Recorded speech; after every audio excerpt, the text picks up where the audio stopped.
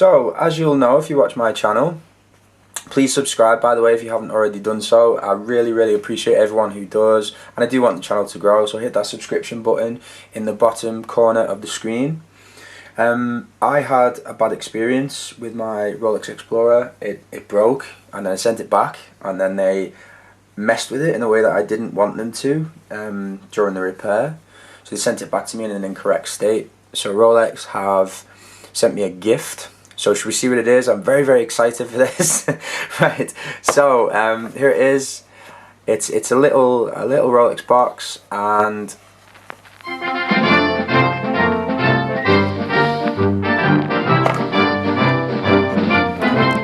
okay. So yeah, this is what I was sent by Rolex for my kind of warranty experience, if you like. It reminds me a bit of a Reese's peanut butter cup. It's in my opinion absolutely hideous.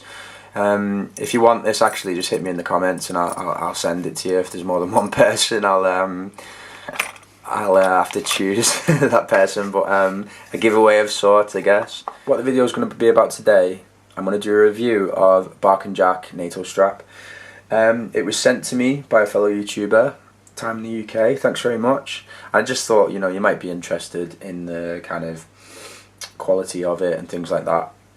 Full disclosure, I'm not really a fan of, it feels like almost a celebrity product, you know, like Lady Gaga perfume or things like that. I'm not really a fan of putting people's names on things, you know, it's not really my cup of tea.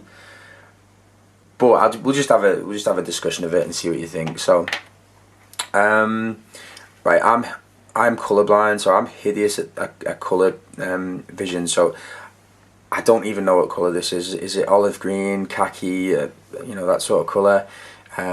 It's kind of a military color, I guess. And it's a NATO strap, and it has a stainless steel buckle, which is brushed.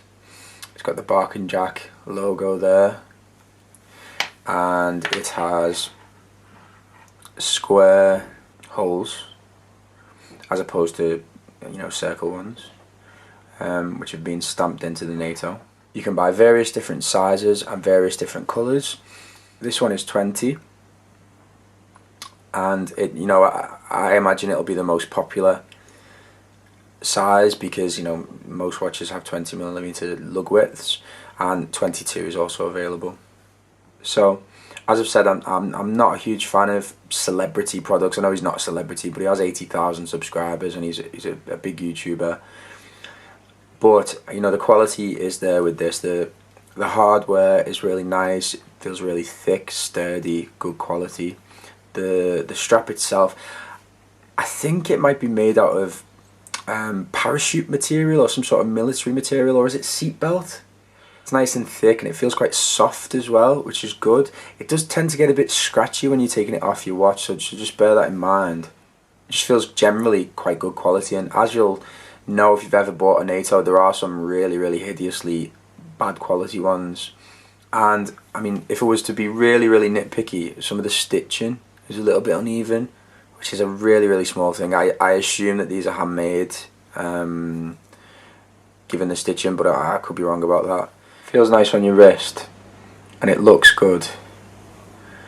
And I mean, one thing that I'm particularly impressed about is I put it on my Rolex Explorer before, and I think it probably is the best strap that I've ever seen, aside from the bracelet on the Explorer, which makes sense because Adrian from Bark and Jack has got a Rolex Explorer, a 36mm one, mine's 39. In summary, I really like this strap. Obviously there's not a whole lot that I can say about a NATO strap. In terms of the pros of it, I mean, it feels really good quality, really sturdy. It's nice looking. It doesn't feel cheap like some of the NATOs I've tried. The hardware is pretty good. In terms of a minor con, some of the stitching's a little bit uneven, but you know, very nitpicky that. It looks excellent on my Explorer, and it would look, I mean, this particular one would look awesome on a range of things, it's the Speedmaster that I have. Yeah, so thanks for watching.